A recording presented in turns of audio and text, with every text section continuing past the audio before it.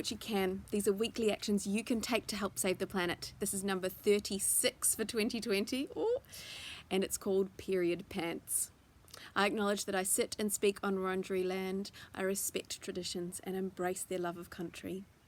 So this week's action, if you choose to accept it, is to swap out those pads for period undies. Now, I am going to do a post about reusable pads next week, but for this week I'm going with period underwear because it's one of my big preferences, really. So I've had a look at all the Australian brands, and there are so much more than when I bought my Modi Body undies.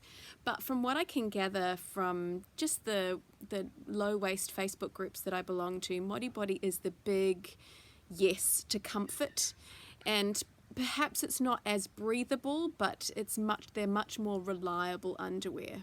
So that's probably one of the only things that distinguishes it from the rest of the brands. In saying that, there is another brand, which I can't remember, please have a look at my post, which actually absorbs up to 60 mils worth, which is pretty amazing. So if you have a heavier flow, you're probably going to want to go with that brand. I think it's called Organics with a K and I-X. Anyway, have a look in my post.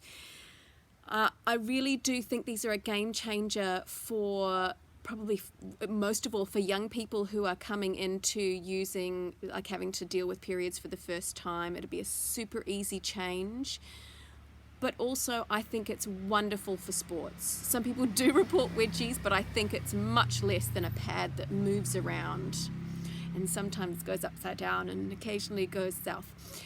So that's my action for this week. I hope you're all really well, and if we all do what we can, we'll do all right.